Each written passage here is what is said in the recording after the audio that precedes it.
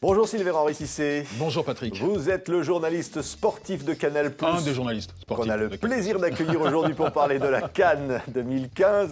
Alors là, c'est le grand jeu qui commence à partir de demain. C'est les demi-finales. Alors les affiches, c'est Côte d'Ivoire, République démocratique du Congo, puis Ghana et Guinée équatoriale. Alors d'abord, on revient sur le grand enjeu qui a été la Côte d'Ivoire qui a éliminé l'Algérie. Comment l'Algérie s'est fait battre? C'est vrai que l'Algérie était considérée comme le favori de cette Coupe d'Afrique des Nations. Après un très beau parcours à la Coupe du Monde, elle s'est fait battre par l'expérience de cette équipe de Côte d'Ivoire qui a des joueurs assez expérimentés, qui évoluent dans les plus grands championnats, et aussi par un entraîneur qui porte bien son nom, puisqu'il s'agit d'Hervé Renard, qui a très bien décrypté, qui a très bien lu le jeu de l'Algérie et de la stratégie qui avait été construite par Christian Gourcuff, l'entraîneur de l'Algérie. Oui, mais pourtant on dit que les Fennecs ont dominé les éléphants, comme on dit en Afrique. Ils les ont dominés parce que c'est vrai que techniquement, ils étaient peut-être beaucoup plus forts. Mais vous savez, quand je vous parle d'expérience, c'est ce qui va permettre à une équipe, au fil du temps, au fil de la partie, de pouvoir comprendre et lire le jeu de l'équipe adverse. C'est ce qui s'est passé. Et en plus, bon, quand on a un tout petit peu de chance et qu'on est aidé par cette vista, la chance du gagnant et peut-être la chance du vainqueur de la Coupe d'Afrique des Nations, c'est ce qui a permis à la Côte d'Ivoire de l'emporter sur l'Algérie. Il fallait plus de réalisme pour ces Algériens. Exactement, vous avez dit ça, vous avez trouvé le mot, c'est le réalisme qu'a utilisé la Côte d'Ivoire, le réalisme qui a permis à cette équipe des éléphants de l'emporter sur l'Algérie. Oui, mais c'est une immense déception. On le disait tous, l'Algérie était favorite de cette compétition. Favorite peut-être aussi pour... on voulait voir peut-être une équipe du Maghreb l'emporter pour la toute première fois dans un pays d'Afrique noire pour cette Coupe d'Afrique des Nations. Ça ne se produira pas puisque la Tunisie et l'Algérie ont été éliminées. L'Algérie est une équipe d'avenir, elle est en pleine construction. C'est une équipe qui, lors de la prochaine Coupe du Monde, pourra faire quelque chose. On l'espère. C'est une équipe qui, en tout cas, dans l'avenir, pourra peut-être remporter une Coupe d'Afrique des Nations si elle se déroule dans un pays d'Afrique noire. Mais 3-1, ça ne doit pas les décourager. C'est un score quand même très... Non, parce que normalement, ça ne va pas les décourager, étant donné que Christian Gourcuff a signé un contrat qui doit le conduire après cette défaite. Il doit poursuivre le projet avec l'Algérie. Dites-moi, Sylvain Henry, les Ivoiriens, donc maintenant, ils vont devoir défier la République démocratique du Congo en demi-finale. C'est demain, ça va être très difficile. Très difficile et très intéressant, parce que la Côte d'Ivoire nous a un tout petit peu déçus dans les matchs de qualification. Elle n'avait pas de défense. Sa défense était inexistante, notamment lors de cette rencontre contre le Cameroun. Et que s'est-il passé lors de cette Coupe d'Afrique des Nations? Elle a réussi à se retrouver en défense. Elle a réussi à imposer son réalisme avec une force offensive extraordinaire, avec un homme qui est très important dans cette équipe, qui a été nommé pour la 4e fois meilleur joueur africain. Il s'agit de Yaya Touré. Oui. Et c'est peut-être Yaya Touré qui est la clé de cette équipe lors de cette Coupe d'Afrique des Nations. Oui, mais la République démocratique du Congo, elle a des atouts. D'énormes atouts. Vous savez pourquoi elle a d'énormes atouts? Parce qu'elle a un championnat local très intéressant avec deux équipes qui comptent en Afrique. Le tout-puissant Mazembe, qui fait partie des toutes meilleures équipes africaines, et même, je vais aller plus loin, qui fait partie des meilleures équipes au monde. Allez, on va dire qu'elle fait partie du top 20 au monde. Et il y a le club de Vita, qui est finaliste de la Ligue des champions africaine. Deux équipes très importantes sur lesquelles la sélection se repose, plus les joueurs qui évoluent dans les championnats étrangers. Alors, il y a une équipe qu'on attendait, elle est là, c'est donc le Ghana, qui a sorti la Guinée, donc qui se... place en demi-finale. Alors un score très fort, 3-0. 3-0 alors qu'elle a débuté tout doucement cette Coupe d'Afrique des Nations. Mais que voulez-vous? Le Ghana, c'est un bastion du football africain. Ils sont là depuis les années 60, ils sont toujours présents. Alors c'est vrai qu'ils n'ont pas remporté la Coupe d'Afrique des Nations depuis 1982, si j'ai bien révisé mes fiches, et qu'on attend dans le pays justement que le Ghana remporte cette Coupe d'Afrique des Nations. Elle a peut-être l'équipe pour le faire cette année parce qu'elle est montée phase par phase en puissance et elle nous l'a montré lors de cette compétition. Alors on les appelle les Black Stars, 5e demi-finale.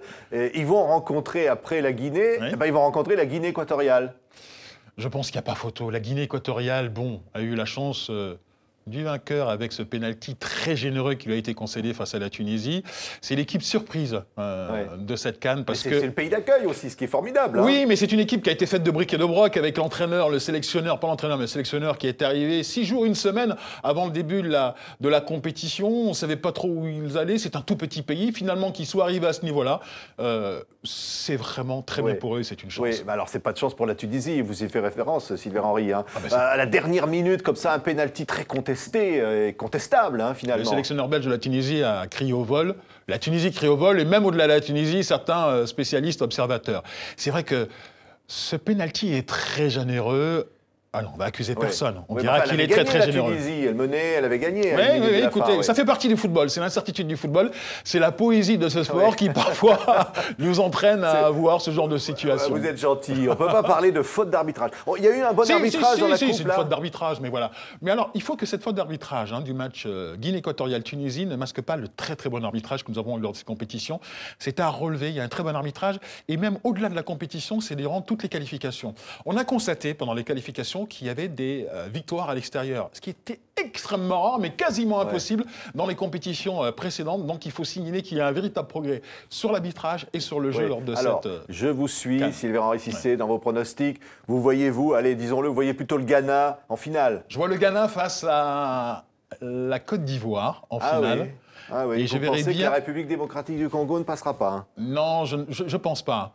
C'est une équipe extrêmement physique, qui techniquement a montré de belles choses, qui a su se révéler lors du tour précédent, avec cette victoire 4-2, alors qu'ils étaient menés 2-0 face au Congo de Claude Leroy, mais je vois plutôt en finale la Côte d'Ivoire face au Ghana, et je me livre même à un pronostic. Allez. Je vois la Côte d'Ivoire emporter cette année, enfin, la CAN, la Coupe d'Afrique des Nations. Vous allez très loin, là, Sylvain-Henri. On verra ça lundi. Hein. On verra si vous avez réussi ou pas. Tous ceux qui nous écoutent vont pouvoir se rendre compte.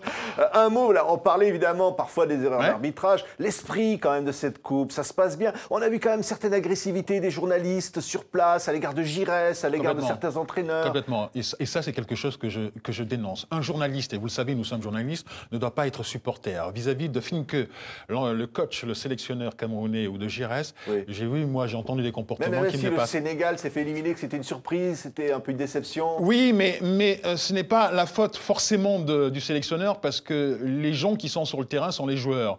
Et le tort de certains journalistes sénégalais est d'avoir fait peut-être le match avant le match et d'avoir décidé que le Sénégal serait le champion d'Afrique cette année. Ce n'a pas été le cas, mais surtout, il faudrait peut-être incriminer les joueurs qui ont fait peut-être des erreurs et pas forcément le sélectionneur. Il faut être fair-play. Vous êtes aussi, Sylvain-Henri Cissé, le président de Sport et Démocratie. J'en suis très fier, merci. Une association qui défend les valeurs du sport. Exactement. Voici le numéro de France Forum, la revue donc, de l'Institut Jean Le Canuet, à laquelle vous avez contribué. Le sport gouverne-t-il le monde? La question vous est posée. En tous les cas, le fair-play dans le sport et la démocratie, ça fait bon ménage?